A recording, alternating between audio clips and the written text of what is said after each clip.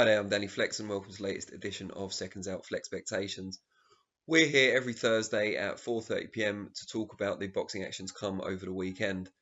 And this week is a particularly big one as it's a pay-per-view event on Sky Sports Box Office headlined by Dereck Chisora against Oleksandr Usyk, or rather the other way round, as Usyk gets top billing, I believe. But that doesn't really matter. What matters is, will it be a good fight, and who do we think is going to come out on top? And I think the answer to the first question is yes. I think Usyk throws a high volume of shots. He moves around. He's got flair. I think Chisora will aim to put pressure on, cut the ring down, rough him up, beat him up in the patches where he can. I think their styles will combine for a good fight. I know Chisora struggles with movers. We saw that European title defeat to Ajit Kabayel a few years ago in Monaco, where he really struggled to pin him down after the first couple of rounds. Made a kind of late charge, but it was too late. And I think, the scorecards were quite generous to Chisora, as it turned out. But I don't think Usyk's quite the same as Kabayel. I think, well, he's better for a start, but also I think he throws a lot more shots and he's willing to stay in the pocket for a bit longer and engage more. I think he likes having a bit of a tear up, maybe not at close range, but certainly at medium to long range. So I think it'll be a really good fight to watch. I think Usyk's chin will be tested by a genuine heavyweight in Chisora, and I think Chisora will get, whether he wins or loses, I think he'll take a bit of a pounding. I think, like the Carlos Takam fight, he took a real beating in that one and came through to win with a big shot, changing the course of the fight just when he needed it.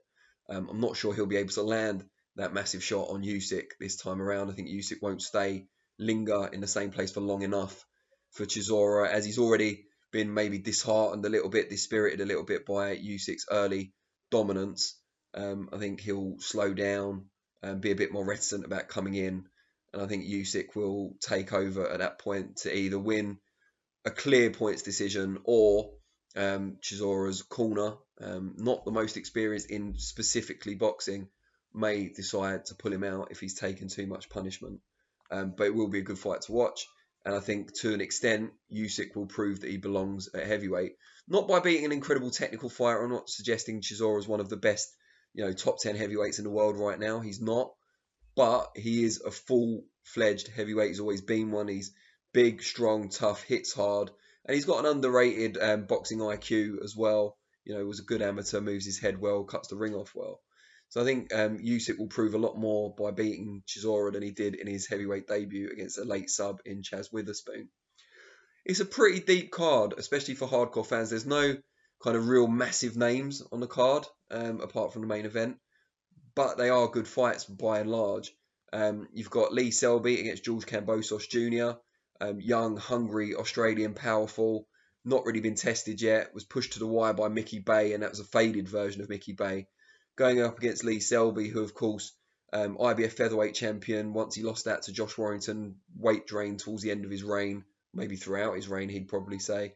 Jumped up 2 weight divisions to where he sits now at lightweight, and this is an IBF final eliminator. We don't know what's going to happen with the belts. Obviously, if Teofimo Lopez moves up, as he said he will, that belt will probably become vacant, and the winner of this will vie for it against someone. So everything to play for. Selby, the slick operator, good footwork, good movement against Cambosos Jr., young, hungry, explosive fighter. Again, style should mesh really well in this one. Wouldn't be surprised if there's head clashes. That's kind of a bit of a concern on that one. But if I had to pick, I'd go for Selby to ultimately outbox Cambosos in enough of the rounds to win that on points. We've also got a great female world title fight at middleweight, vacant WBO belt between Hannah Rankin and Savannah Marshall. Hannah Rankin's obviously fought at world level before, lost a big decision, wide decision to her now friend and sparmate Clarissa Shields. Was also performed really well. The Patricia Bergalt fight could have gone either way. She looked good in that. And so competed and won at a much higher level as a pro than Savannah Marshall, who of course was world amateur champion, 8-9 years ago now, and famously beat Clarissa Shields on the way to that. Neither lady likes to be reminded of that, I don't think, anymore. I think even though Marshall won, she's sick of being linked with Shields all the time if they're not actually going to fight. But yeah, this is Marshall's chance after a very slow burn pro career against mediocre opposition, if we're honest, to really make a statement, win her first world title. Fight was obviously postponed after Peter Fury tested positive for COVID-19 when it was originally scheduled a little while ago. But all being well, it seems like it's going to go ahead for certain this time, and I expect a real tough tussle. I think Marshall has been banging people out for fun at the higher weights, but she's had to get herself down to middleweight for the first time, the championship limit, and against her best opponent so far as well by some distance. So that's going to be tough for her, especially if it goes beyond kind of the halfway point of the fight, because she's not used to doing that, either as an amateur or as a pro. And Rankin she knows, and she's banking on that kind of championship round experience to get her through. So that's probably the closest fight to call out of all of them on the card, I think. Either that or the next one I'm going to talk about, which is Tommy McCarthy bidding for the vacant European Cruiserweight title against Bilal Lagoon of Belgium, who held Dimitri Kucha to a draw, which is a really good result, probably better than most of the results on McCarthy's record, although he has won in Italy when fans were still allowed in not too long ago against a really good fighter as well in Fabio Turchi. So that's a really good fight as well. And, you know, as a journalist, you're supposed to be impartial, but I'd really love Tommy McCarthy to pull it off. He's a lovely guy. He's often stepped in against tough opponents at short notice. And this is one where he's had adequate notice. He's got, I don't know if I want to say home advantage, because obviously he's Irish and his opponent's from Belgium, and there's no fans anyway. But he's got it a bit more on his own terms than usual, and I would love to see him pull it off. We've also got cult hero Dave Allen makes his return after over a year out, taking on after that defeat to David Price. Was that his last fight? Maybe he has had one since, actually. I'd have to check that. I should have checked it before. But anyway, he's fighting Christopher Lovejoy, who's a late replacement for Christian Hammer, who, again, another person who's tested positive for COVID-19.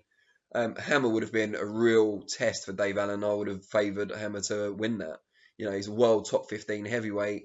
He's beaten David Price, of course. Also fought Tyson Fury, lost that, but was brave and dogged throughout, even though he was well outgunned and outclassed. And I think he would have given Dave Allen a real tough night at the office. And I would have, if I had to pick, I would have backed him. But this is a different kettle of fish. You know, Christopher Lovejoy is 36 years old. He's fought all of his fights so far. He's unbeaten, obviously a big puncher, but fought all of his fights so far out in Mexico, not known as a fistic hotbed for heavyweights. Only fought one guy with a winning record so far. Dave Allen's going to be the second. And you just favour Dave Allen. You know, he hasn't always won the big fights, but he has been in with the much better opposition. Luis Ortiz, Dillian White, beat Lucas Brown, David Price. You know, we could go on and on. He's fought some really good people, often as the opponent rather than the favourite. But he's very much the house fighter in this one. And if all you've got is a real big punch and you're an explosive fighter who wins in the first couple of rounds or loses, as I suspect Christopher Lovejoy might just be, even though he claims to have hurt Tyson Fury or fought on even terms, with Tyson Fury in sparring. Fury claims he dropped him. He dropped Lovejoy. But if he is that type of fighter, as I suspect he might be, I haven't seen much of him, Dave Allen should be all right, because Dave Allen, for everything, is very, very durable. You know, he tucks up well. He does take shots, but he can take them. He's got great faith in his chin, which might not serve him well in later life, but certainly now he can take care of himself. And I think if Lovejoy can't blow him out early, and I don't see that happening, as Allen himself said, I'd be absolutely shocked if he won in the second round, as Lovejoy predicted, then I think it becomes a hard night for Lovejoy, and I think Allen can outbox him and ultimately get him out of there towards kind of halfway, maybe a bit later on, which would be nice. It'd be nice to see Dave Allen back and in the win column. Rounding off the card, we've got Carly Skelly and Amy Timlin vying for the vacant Commonwealth title at, I want to say super bantamweight, but I'd have to, again, double check. I interviewed Carly Skelly not too long ago. You can see that on the channel. She's really confident going into this. She's probably had a bit more experience, but mainly from a kickboxing background, whereas Timlin has had amateur fights, good fighter, younger, but both very hungry. Commonwealth title fight for women, we don't see it often enough. I expect it to be really, really good to watch. It's nice that they've got the platform as well.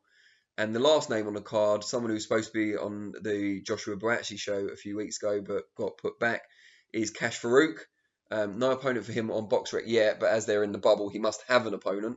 But again, it'll be nice to see him back. I thought he was a brilliant British champion at bantamweight, secured that Lonsdale belt in very quick time, and I thought he was very unlucky not to get the decision over Lee McGregor in the all Scottish, British, and Commonwealth title fight that they had.